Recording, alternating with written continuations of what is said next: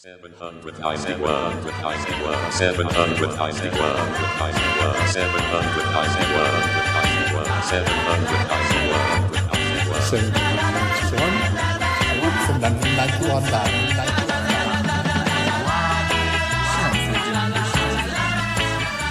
Yeti Uncle John. Yeti Uncle John, where are you? What? I'm here. Yeti Uncle John, don't speak with your mouth full. I'm just having me 11s. What do you want, anyway? We need your help.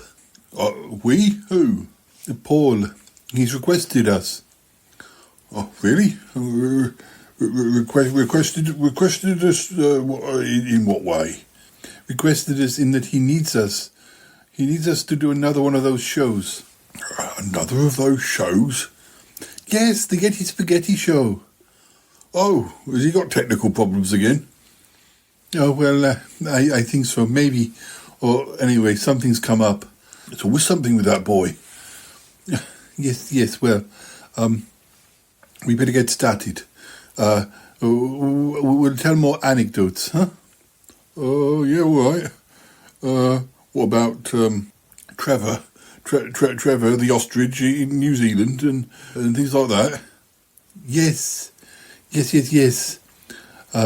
And I'll tell them about doing more of my scientific, partial successes. Yes. Okay, then let's get going. Run that theme music.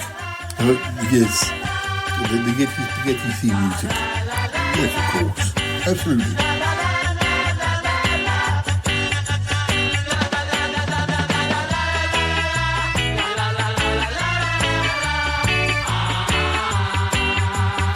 Hello and welcome to the Yeti Spaghetti Show. With me, Yeti Uncle John, and me, Comedy. Yes. We're not that shy. No, we're not that shy. No. Come, join us.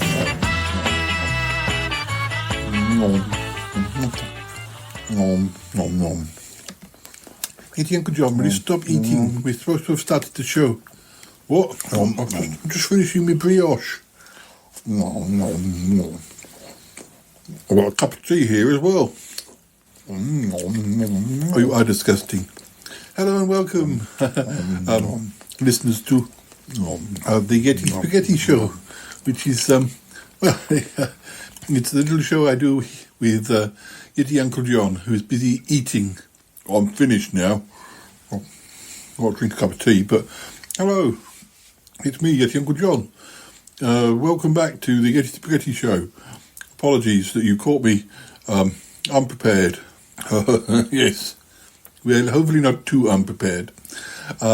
It's good to be back. We are filling in today for the Charlotte podcast, and we have more tales from, our past. Yes, more tales, and maybe some furry ears as well. Yes, furry ears. Oh dear. Yeah, it's good. Sorry, can I just take a slurp of my tea? Oh, please do.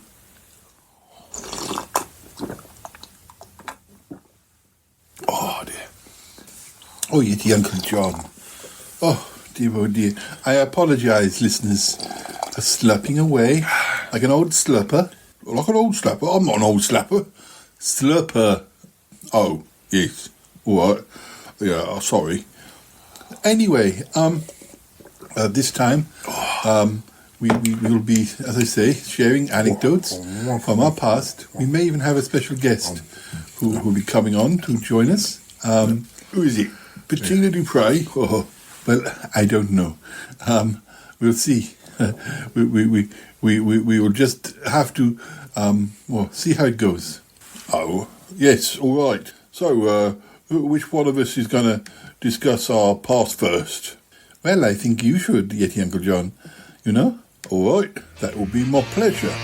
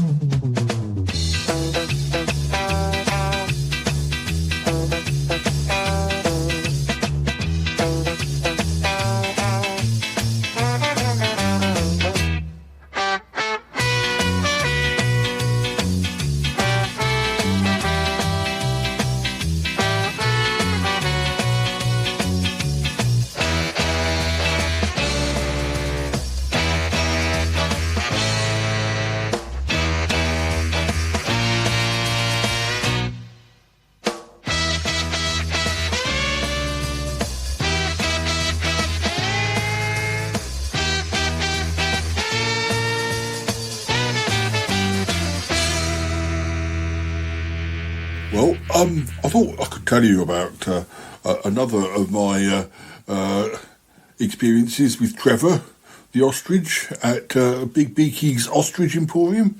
There was the time that the film crew came by looking for, talented potential bird stars.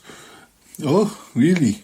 Oh, well, and how did it go? Did they think that Trevor was a potential? Well, yes and no. You see, they were looking for what they said was a majestic bird with emotional range. Well, I'm sure Trevor had that. Well, yeah, I mean, he volunteered. He'd been rehearsing monologues from The Lion King in the mirror for weeks. I said to him at the time, your performance as Simba, it would have moved a goat to tears. Oh, sounds amazing.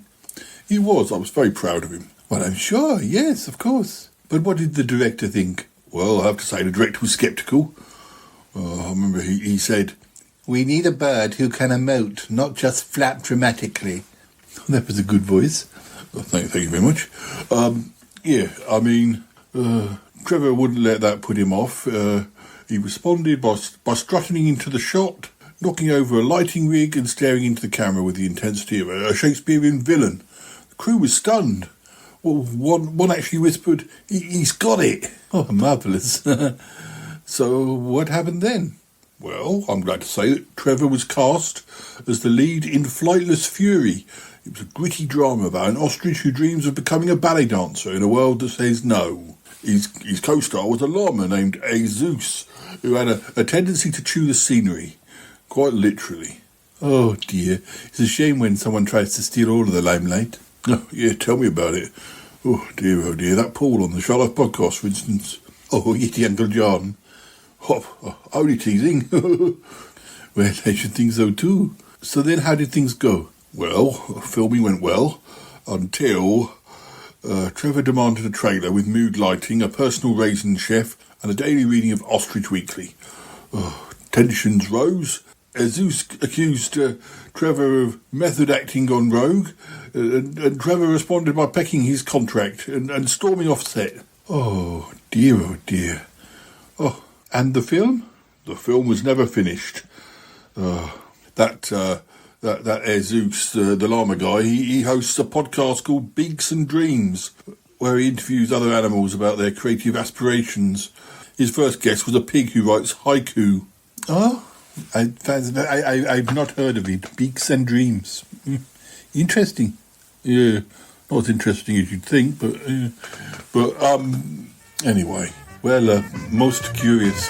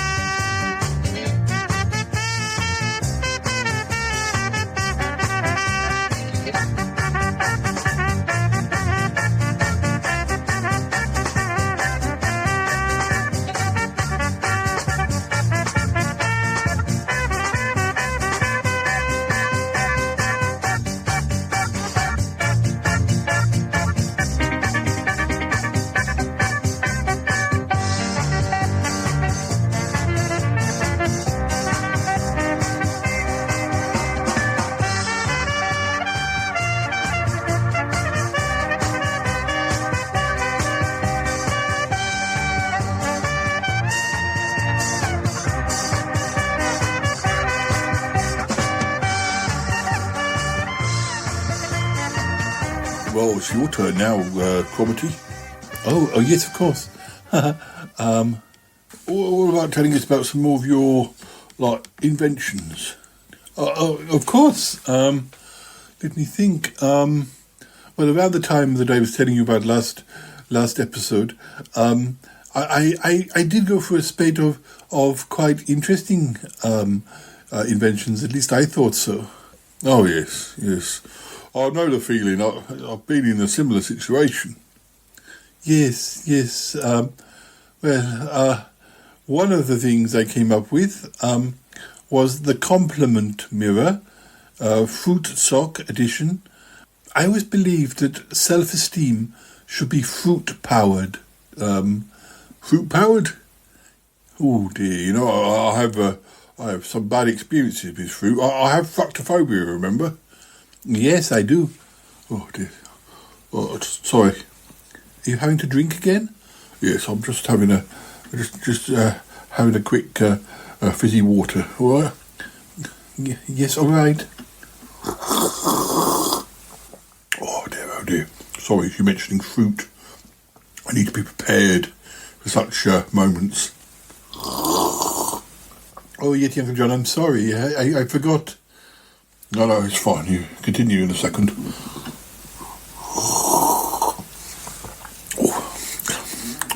All gone. Good, right. So as I was saying, I always believed that self-esteem should be fruit-powered. I built myself a mirror that only gives compliments if you're wearing socks with fruit on them. Socks with fruit on them. It's not something I'd ever wear, I'm sorry.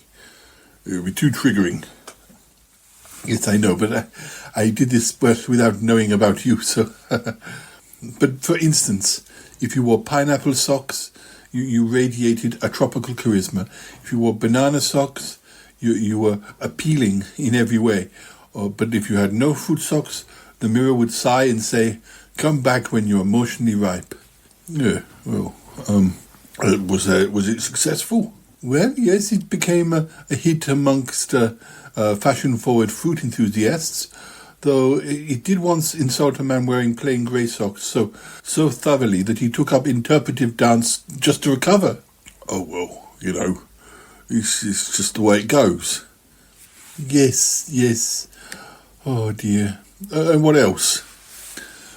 Well, I also invented a confession bicycle. It was a stationary bike that only pedalled if you confessed a secret.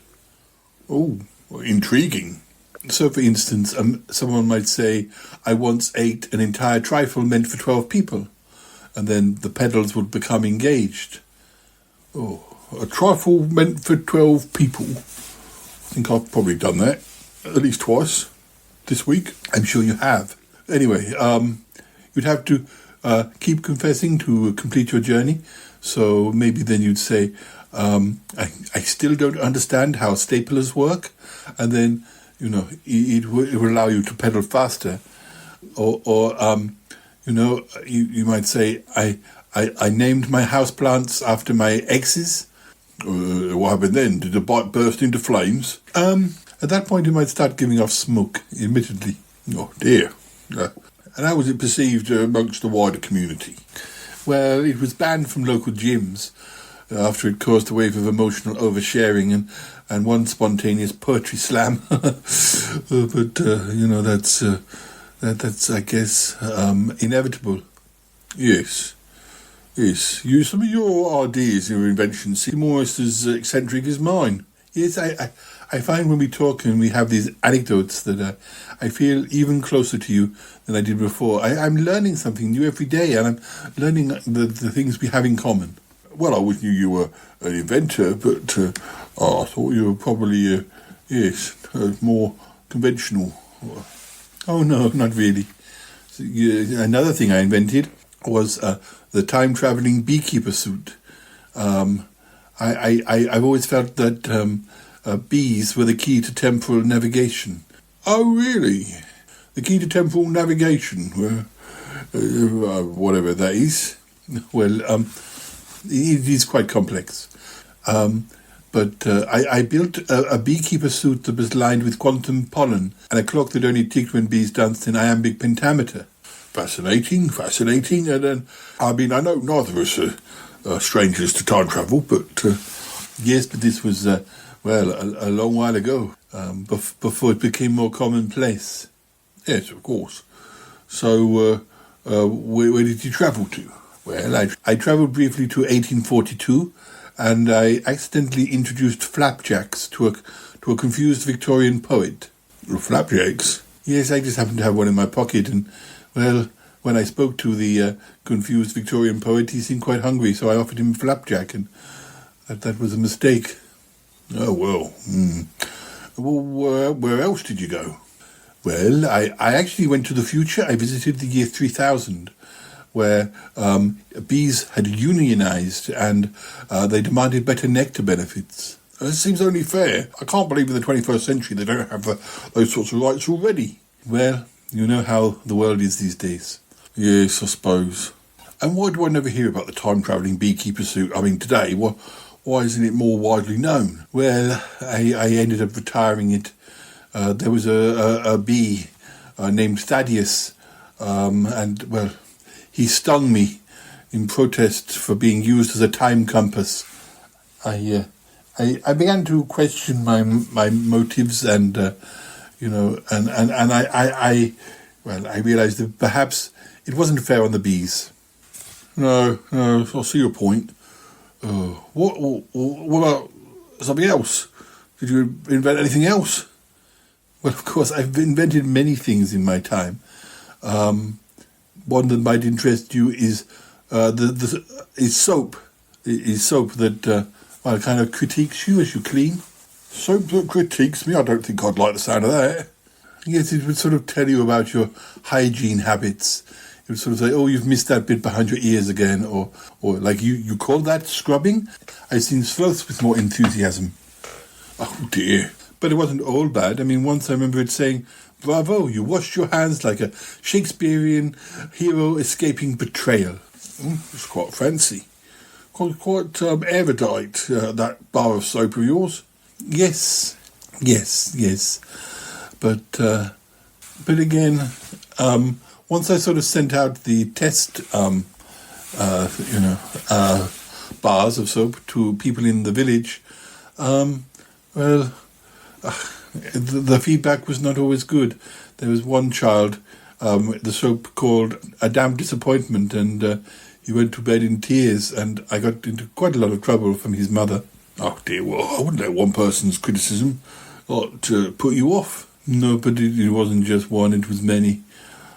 Still not as bad as my brief foray into emotionally sentient wallpaper, but you probably don't want to hear about that.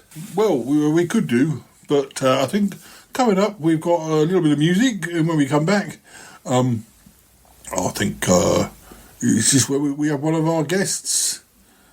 Yes, maybe. I'm not sure. But let's play the music and we'll find out.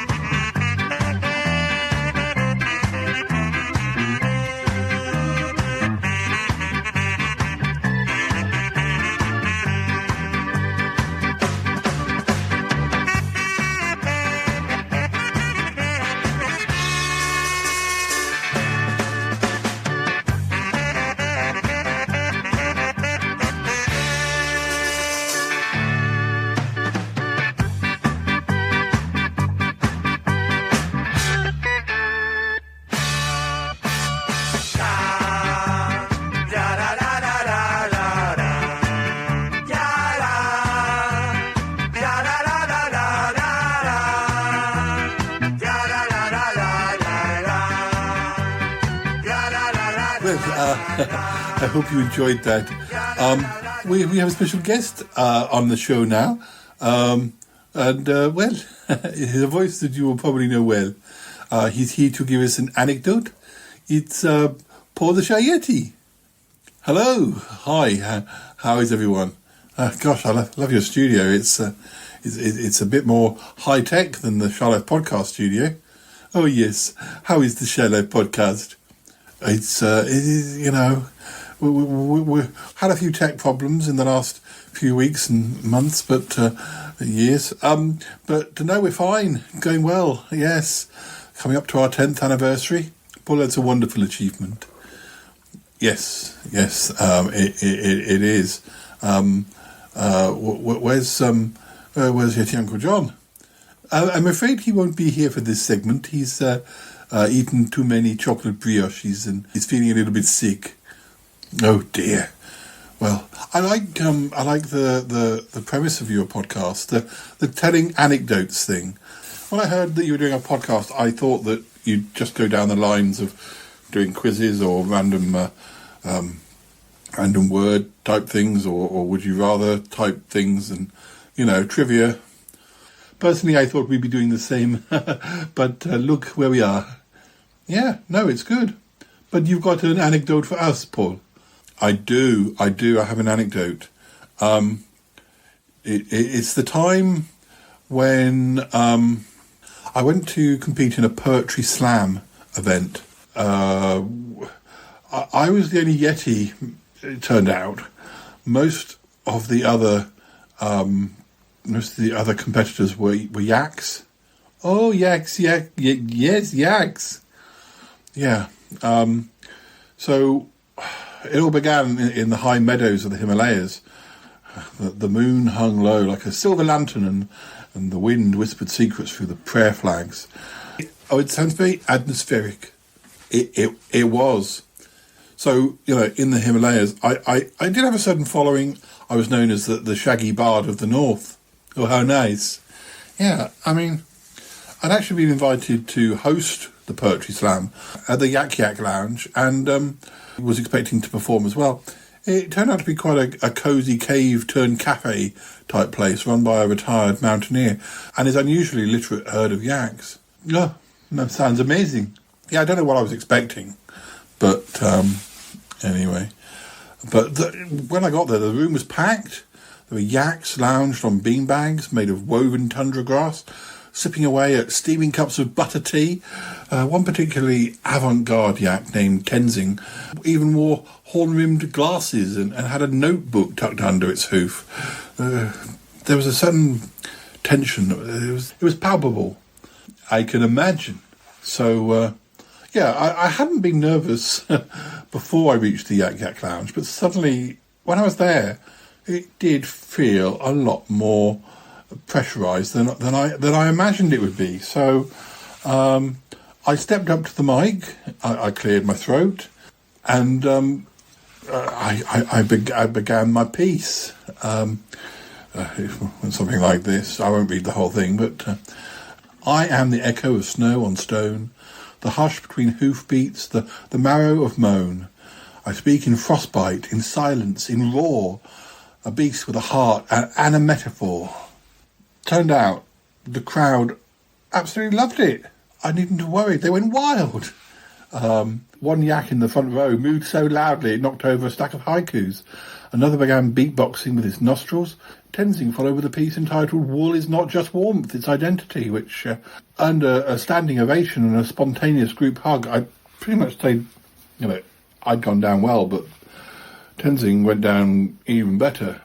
Oh, Paul, it's nice, though. I wonder what became of him. I'm not sure, but by the end of the night, I'd signed 3 autographs using icicles dipped in ink.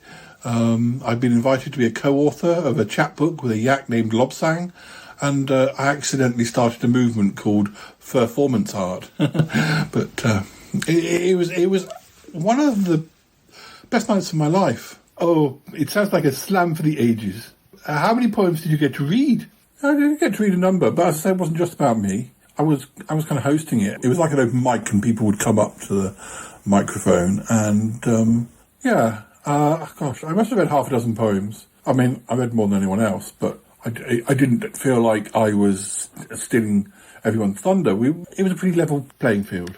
Oh, of course. Paul, why don't you read us one of the other poems that you read on that unforgettable night at the Yak Yak Lounge? Yeah, I'd love to. I'd love to. The one that I feel went down particularly well was one that is called Wool Gathering in the Wind. And it goes a bit like this. I wandered where the silence grows, past icicle thrones and alpine prose. My breath a cloud, my thoughts a storm, my heart a cave both cold and warm. I met a yak with eyes like dusk, he spoke in riddles, chewed on musk. We shared a verse, we shared a stare, two beasts adrift in mountain air. The moon applauded, stars leaned in, the frost began to softly grin. And in that hush, that wool-spun trance, we danced a poem hoof to stance.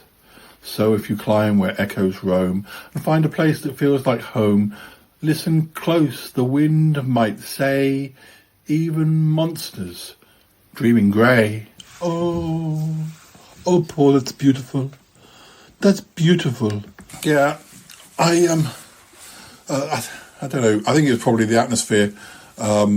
It's sort of I don't know. It gave my voice a bit of a growly timbre, deeper than usual, and it almost felt like a lullaby, like I was lulling them to sleep. Definitely, some of them were asleep by the end. Oh, really? Yes. And Tenzing the yak, he actually wept into his scarf. There was a marmot there as well, and he fainted. Yeah, the cave echoed with reverent mooing. As I say, it was quite a night. Oh, Paul. I think, as I mentioned, Tenzing had a particularly vivid and emotional reaction to the piece, and he sort of came back at me with his own poem, which I have a copy of here, if you'd like to hear it. Oh, please do. He was, as I say, he wore these horn-rimmed glasses. He was quite the philosopher, was Tenzing. He stood up and, it went like this. It was called The Weight of Wool. The Weight of Wool, marvellous.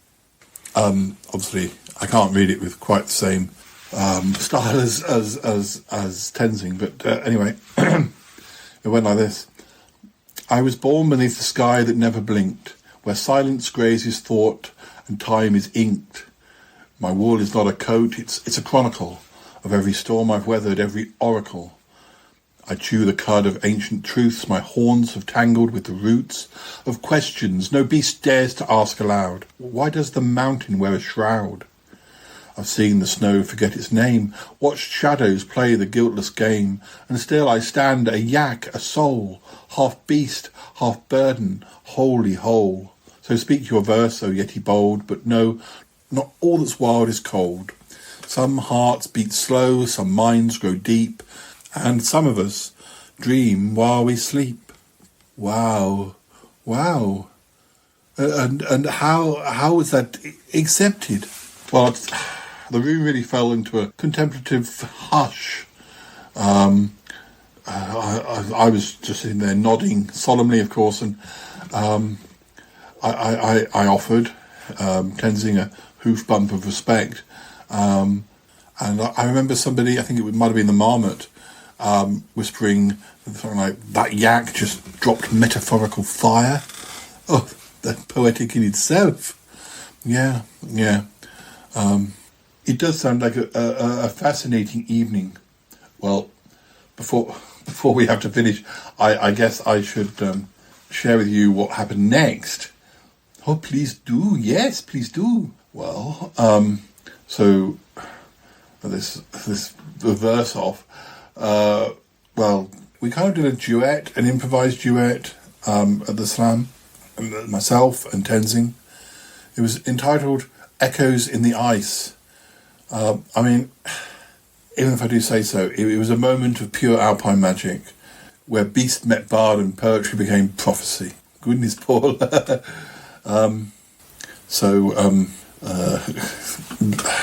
We alternated verses. I don't know if you can read Tenzing's lines. I could, yes, yes. Okay. I speak in echoes carved from stone, in solitude that feels like home. My fur is frost, my voice is flame, a myth with marrow, not just name. I walk the path of burdened grace, a pilgrim with a woolen face. My silence hums, my stillness sings. I carry mountains, not just things. We are the hush before the howl, the wisdom in the winter's scowl, not monsters, no, just misunderstood, with poetry stitched into our hood. So let them climb, let them seek, let them find us not so bleak.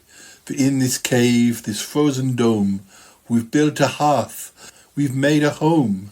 Let verses drift like falling snow, let hoof and claw in rhythm go. For even beasts in icy lands can write with warmth and join their hands. Oh, I bet the crowd loved that. Oh yes, the crowd really erupted. The marmot fainted again. There was even a snow leopard. It snapped its claws in appreciation, and I like to think that somewhere deep in the mountains, the wind carried our words across the peaks like a lullaby for the wild. Well, it's lovely to hear this anecdote. I'd never heard you speak about the Yak Yak Lounge. I don't speak about it enough, probably. But well, Paul, thank you very much for coming on the Yeti Spitty show. I hope that your technology issues are resolved soon, and I hope you do some more Yeti Spaghetti show episodes because. I'm proud that the Shy Life podcast can be a jumping off point for you and Yeti Uncle John. I hope Yeti Uncle John's feeling better. I hope so. I think he should be back in the next segment. We have another guest. Oh, marvellous. Marvellous. Good. Great. Okay. I'll let you get on with it. Thank you, Paul. Our listeners, have a listen to this music. When we come back, our next guest will be here.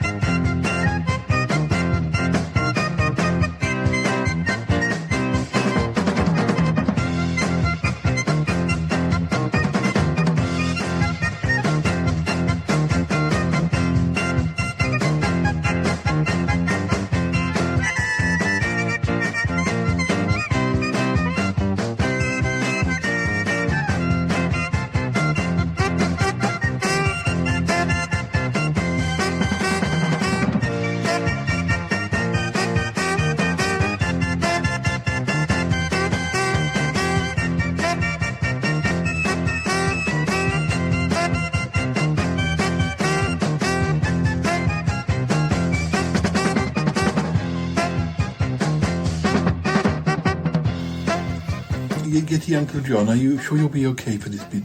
Yes, of course I'll be fine. Hello, listeners. Yes, I'm here. I'm back. I'm feeling much better. We've got another guest. Star of stage and screen. It's Bettina Dupre. Oh, darling, how are we? Oh, dear, you look a bit pale. Yes, but the listeners can't see that. I'm fine. Yes. It's so nice to be on your little show. Oh, darling. The Yeti Spaghetti Show. What a lovely name. Oh, thank you, yes. I wondered if you'd like to share an anecdote about your career, Bettina. Oh, darling, I'd love to. Absolutely. Ugh. I believe you've had a successful two-woman show recently with Charlotte Shade. Oh, yes. It went mostly very well.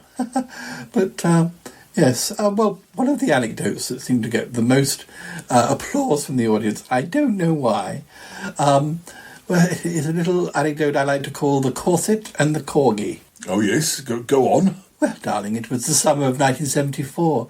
I just landed a role in a touring production of The Importance of Being Earnest. I was playing Gwendolyn Fairfax, and naturally, because who else could carry off lace gloves and disdain with such flair? Only me, darling. Oh, absolutely. So anyway, one evening in a particularly grand manor house in Wiltshire where the company was performing for a charity gala, I found myself in a predicament. Just before curtain up, my corset snapped. Not gently either, catastrophically, with a sound like a cannon firing through taffeta.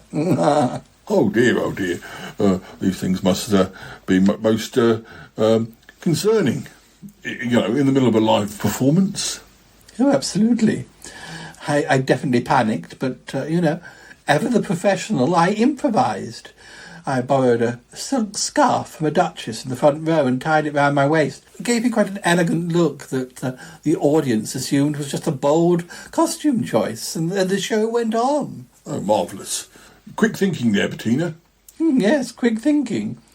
Anyway, the real twist came in Act 2, when a real corgi, just wandered onto the stage. It appeared to have escaped from the drawing room of the house we were performing in. Rather than look awkward about it, I scooped up the dog and I delivered my lines with it nestled in my arms. I tried to make it look as if Oscar Wilde himself had written it into the script, and I believe nobody noticed. Well, not only did they not notice, but the audience absolutely erupted in applause. The Duchess, the one I borrowed the scarf from, she wept, and I believe the corgi was knighted. Knighted? How did that happen? Well, just happened on that particular evening. Having received a standing ovation, I also received a handwritten note from Princess Margaret. She was in the audience. I guess she talked to her sister, and that's how the corgi ended up getting knighted. I don't quite know why the corgi got knighted and I didn't, but never mind. Anyway. Oh, a handwritten note from Princess Margaret. That's pretty good. That's pretty special. Yes, darling, I'll always remember the words she wrote. Divine chaos, she wrote. Encore. Oh, marvellous. Oh, that's lovely. I think the listeners will have loved hearing that tale. But what about another one? Oh, if I must. Let me think. I call this one the Venetian wig fiasco. That'll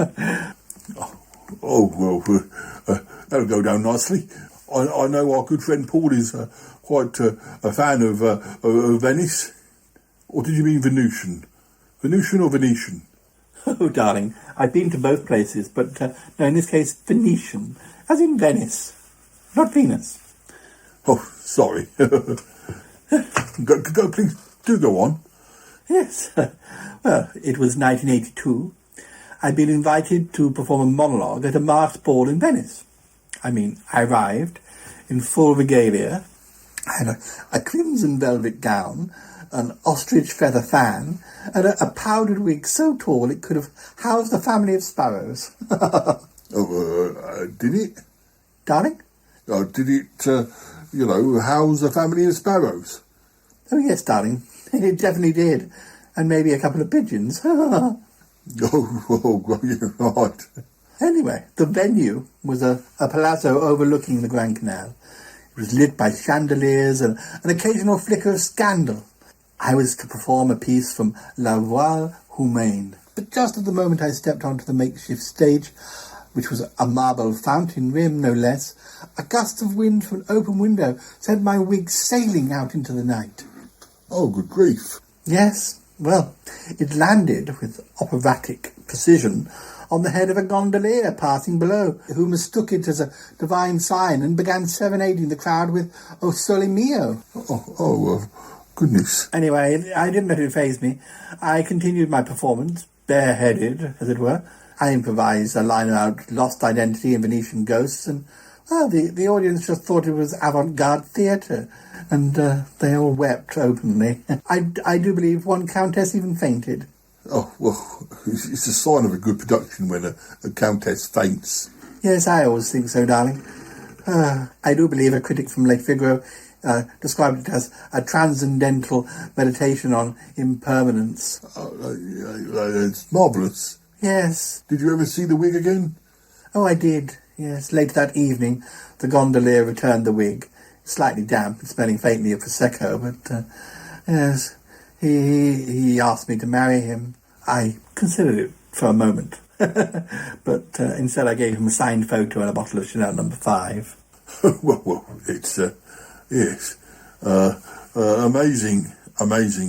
Well, we're nearly running out of time, but, Bettina, one last anecdote, perhaps? Oh, of course, darling. Well, I am rather the connoisseur of theatrical chaos. I love it. But let me think. I like to call this one The Parrot and the Prince. The Parrot and the Prince, very nice. Yes, darling, it was 1991. I'd been cast in a daring open-air production of Hamlet in the gardens of a minor European royal summer estate. I was playing Gertrude, naturally, because, who else can deliver "O Hamlet, speak no more" with such a trembling grandeur? I guess it must be you. Of course. There was a twist. Oh, right. Yes, the prince's prize parrot, a blue and gold macaw named Voltaire, had taken a liking to me during the rehearsals. He used to perch on my shoulder, nibble my earrings, and occasionally squawk "to be or not to be" with quite unnerving conviction. Yes, I can understand that would be slightly unnerving. Anyway, opening night arrived. The audience was a mix of aristocrats, diplomats, and one very confused American tourist who thought he was attending a wine tasting. But anyway, I stepped into the garden cloaked in velvet, ready to deliver my soliloquy. I was just about to begin when Voltaire the parrot swooped in from a nearby tree and landed on my head. Oh dear, not another wig situation. I managed to incorporate him into the scene, a bit like I had with the corgi in my previous anecdote. Oh, yes. As I say, I incorporated Voltaire into the scene. I turned my monologue into a dialogue, asking Voltaire rhetorical questions about mortality and betrayal. The parrot responded with Polonius, an out-damned spot, clearly confused but committed to the role. Oh, that's very good. Yes, well, it seems the audience was spellbound. There was quite a lot of pearl clutching, and one of the dukes whispered something about postmodernism. Yes, well, I can see why that would be the case. I believe the newspapers described it as the most emotionally resonant performance ever given by a woman and a bird. Oh, that sounds like a great review. It's a great review. And after the show, well, I was offered a diplomatic posting in Monaco. I sadly had to decline, as I was doing 2 weeks in Emmerdale Farm the following week. However, I was also offered a lifetime supply of birdseed, which I did accept, and I was also offered Voltaire himself, but I did politely refuse that. Turns out he had a bit of a gambling problem, and it's the last thing I needed, especially in 1991. Well, Bettina, thank you very much for your story. I mean, for all your anecdotes this episode. It's been marvellous. I hope you'll come back on the show again. I will indeed, darling, I will indeed. Right, well, listeners, if you'd like to listen to some music now when we come back, probably tonight will be back just to wind up the show and maybe share a couple more anecdotes from our own lives. Oh, darling, do you mind if I sit and listen? No, of course not. Okay, thank you. Have a listen, listeners.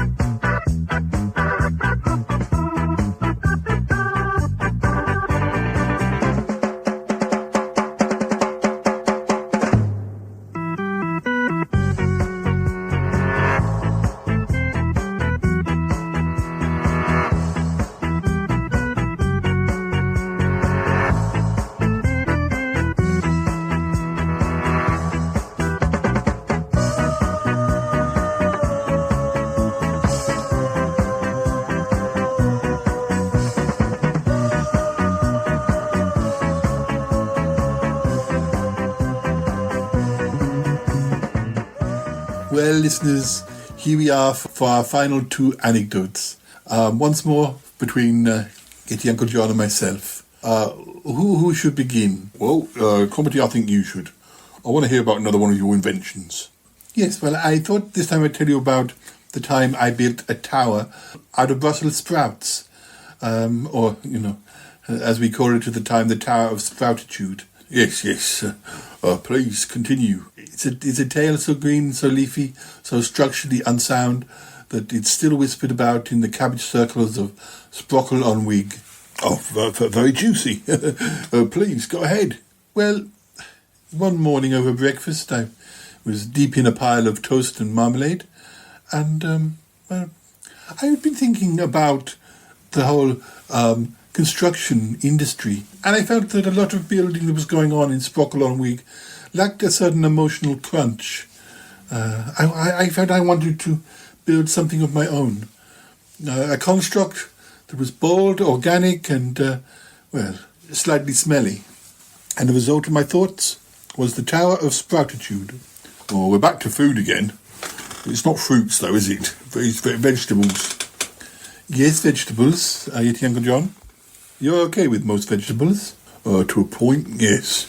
Anyway, so I began to, draw a blueprint using gravy on a napkin, and I imagined, 4,000 Brussels sprouts, preferably the passive-aggressive types.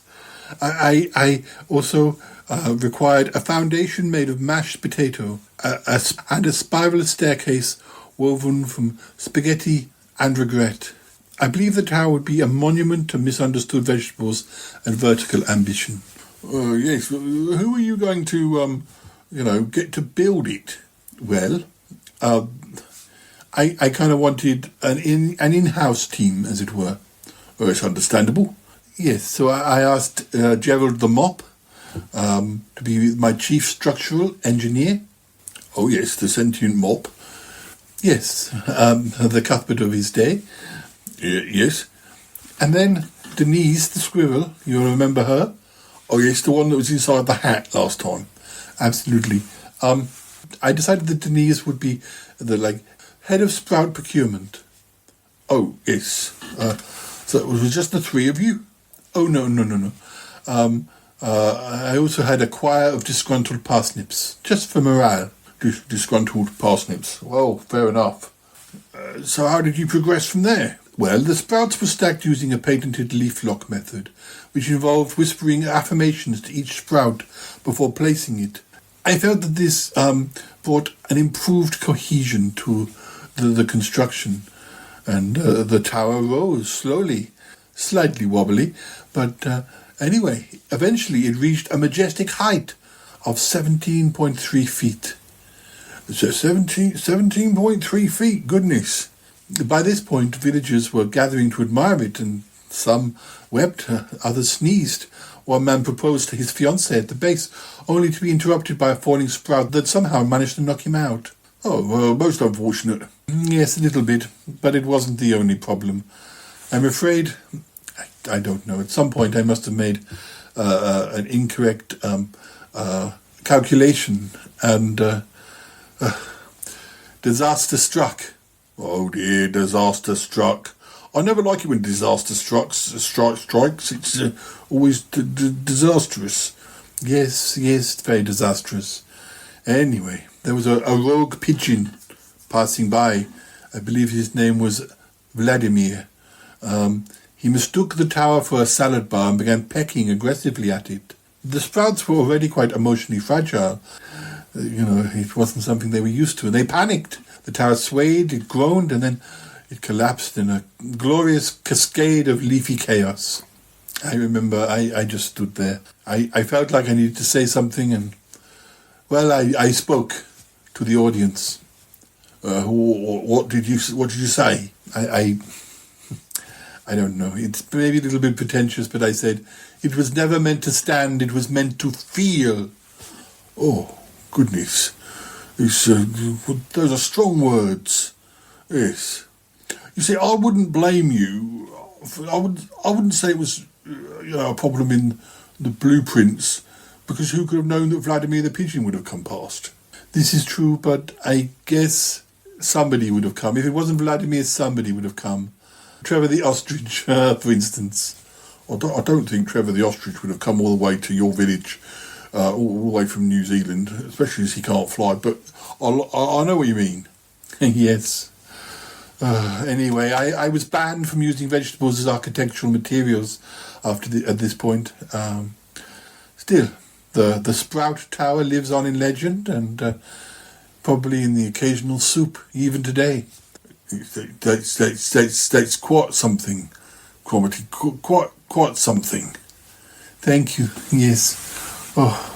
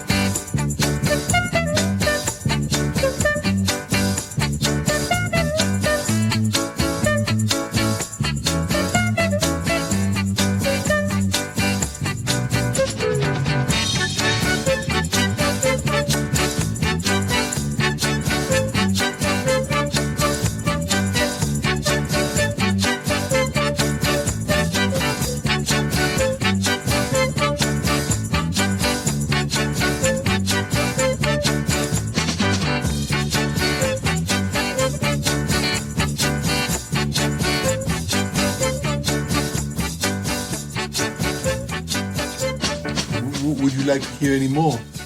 I think it's time for me to talk now. Oh, what a shame if we run out of time already. I was going to tell you about the time I tried to teach philosophy to a loaf of bread, but I can save that for next episode. I think that would be a good idea. I'll save it. Okay. What about you? Are you going to tell us more about Trevor? Yes, I think I will. Well, this time I'll have a story. Well, I think you're going to love, Cromarty. Oh yes, I'm sure I will. It's a splashy tale of ambition, delusion, and wet feathers. Goodness, it's a story I like to call the Great Ostrich Synchronized Swimming Fiasco. Oh my! So please. It all began when Trevor, you remember Trevor, he and I were watching a documentary on Olympic synchronised swimming. Actually, we were watching it through the window of Marjorie's living room.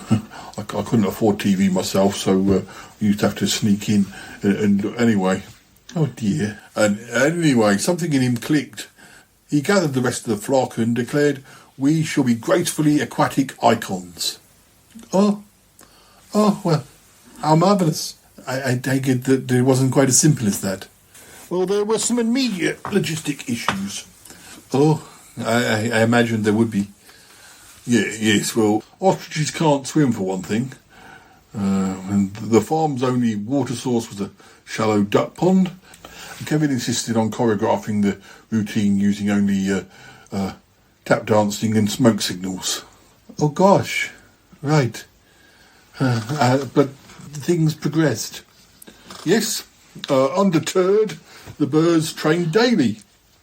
Their pool was actually a kiddie splash pad filled with hose water and optimism. They practiced formations like the spiralling beak, the feather tsunami, and the upside-down existential crisis.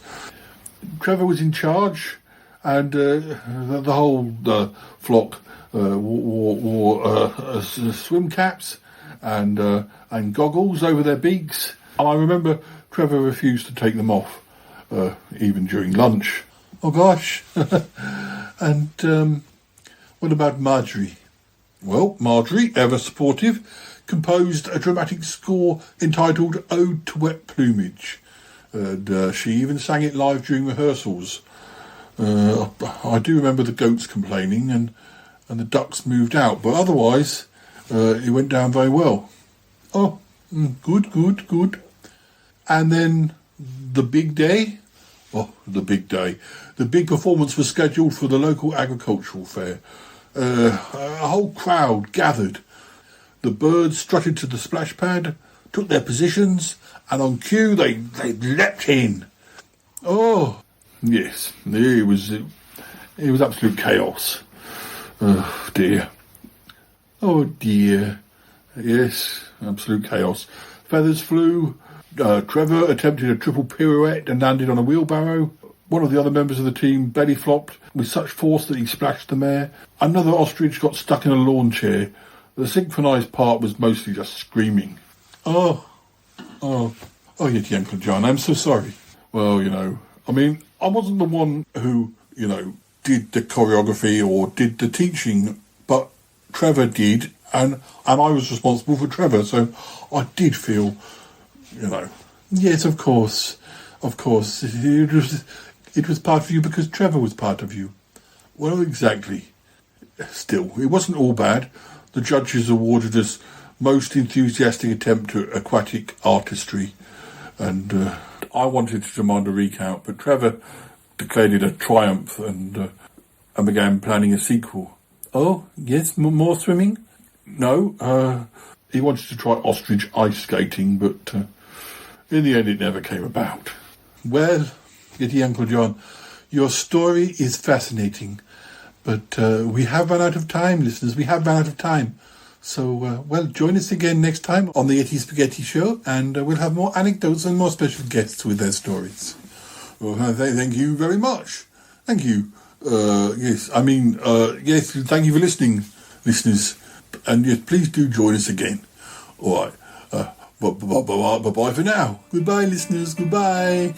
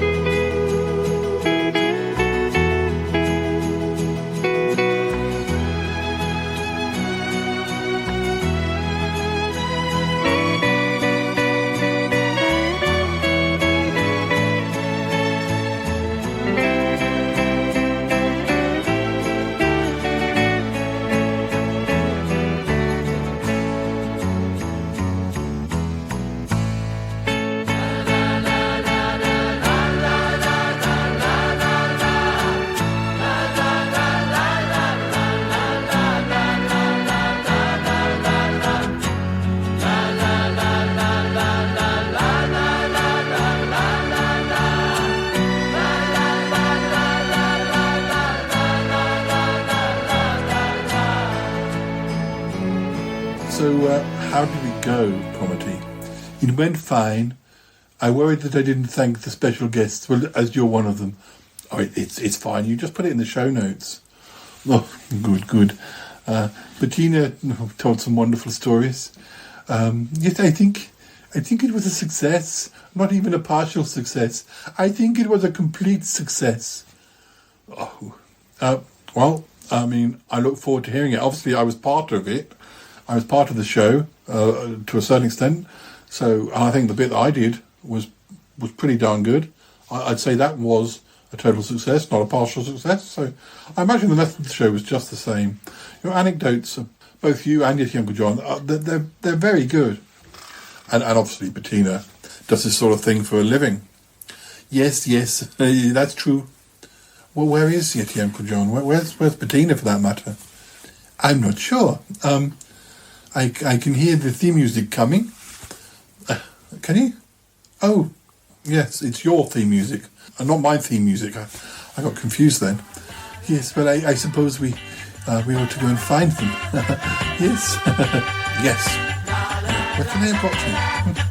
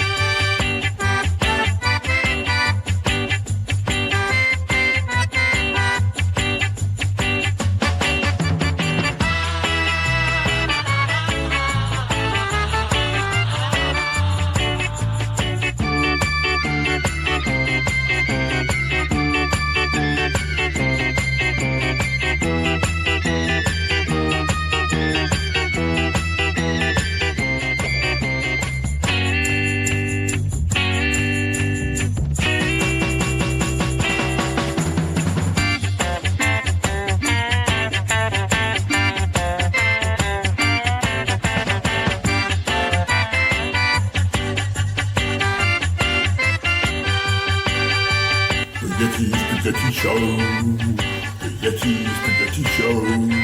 Oh yes, the Yeti Spaghetti Show. It's so much fun. Come and join us again soon. Yes, come back. This will be here again anytime now. The Yeti Spaghetti Show. Yeti Spaghetti Show.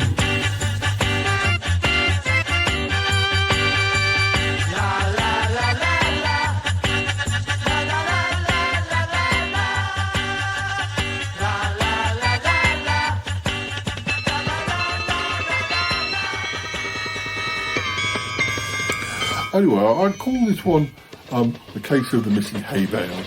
It started on a foggy Tuesday morning. The hay bale, farm stack number 42, it was missing, vanished, without a trace. Marjorie, she was still wearing her opera cape, but also a monocle. She declared, "This is sabotage," and she immediately formed a task force, the Beaky Bureau of Investigation, which Trevor and myself were part of. Trevor, of course, was leading the charge. He donned a trench coat made from a repurposed dog blanket and insisted on being called Detective K. I was his sidekick. I took a bird nickname for that day and agreed to be called Feathers McPluck. I was armed with a magnifying glass, and for some reason Trevor kept wanting to eat it, but anyway. I would best describe the investigation as intense. We interrogated the goats. They got their lawyers involved, which slowed things down. We dusted a paddock for footprints, but mostly just found our own. And Trevor created a suspect board featuring photos of every animal on the farm, including a very suspicious-looking duck named Carl. Meanwhile, Trevor discovered hay residue near the compost heap and declared it a clue. I disagreed with him, but and I didn't want to say anything, but I felt like he'd probably planted the evidence to boost his promotion chances. Tensions did flare, and the chickens staged a walkout in protest of beak profiling. But then there was a breakthrough. Barbara the sheep was caught red-hoofed, lounging on a suspiciously fluffy mattress. It was the hay bale, rearranged, fluffed and turned into a luxury sheep spa. Barbara claimed she found it like that and refused to answer further questions without snacks. Anyway, the case was closed. Trevor held a press conference to an audience of ducks, and well, he declared a success, victory, mainly for himself. Trevor wrote a blog about it called Haywire, My Life in the Beakline, and Marjorie sang a dramatic aria entitled Justice in the Straw. The hay was returned. Barbara was mildly annoyed, and for many years afterwards, Trevor offered private investigation services and wore sunglasses indoors. I don't know how many cases he had. It wasn't long after that I moved on from the farm, and anyway. Oh, darling, such a wonderful story. Oh, don't tell me that's the end of the whole Trevor saga. Oh no, there's probably one or two more anecdotes I can share on another episode, but I do have a lot of other anecdotes. Oh, darling, we should do a show together. You should come with me. Oh, I don't know what Charlotte would think of that. Oh, darling, as much as I love Charlotte, there's no reason why I can't work with other people. Yes, I have often thought about, writing my memoirs. I did try once, but Paul accused me of exaggerating, and I remember that. Yes, Uncle John, I remember when you wrote your memoirs. Yes, you did. You kept putting things in. I had to fact check it, and most of it turned out not to be true at all. Oh, darling, these stories about Trevor, they're all true, aren't they, yes, Uncle John? Of course, yes. Well, anyway, it's time to go. Look, this is my show, Paul. Well, technically, it is your show on my show. So, oh dear. Well, think about it, darling. Even if it's just a one-off, Oh, yes, I will think about it, Bettina. Thank you for the offer and your kind support. Dear Yeti, Uncle John. Bettina, you really should encourage him. Oh, darling, I love him. As my friend Tappy would say, Yeti, Uncle John, he's such a caution. Oh, dear. Yes, I believe she would say that. Okay. Do you want a gin and tonic? Oh, I'd love one, darling. We'll put it on the Yeti Spaghetti Show expenses sheet. Oh, darling, you're so cheeky. Well, why not? Oh, darling, exactly. Why not?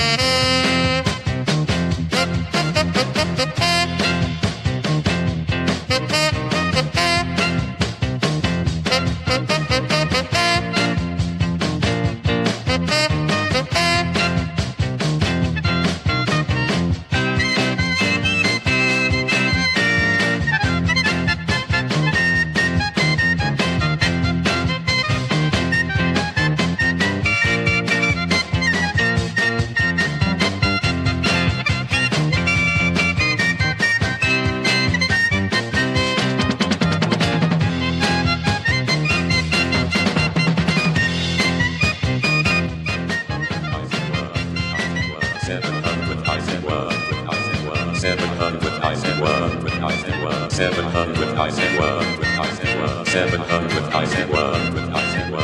hundred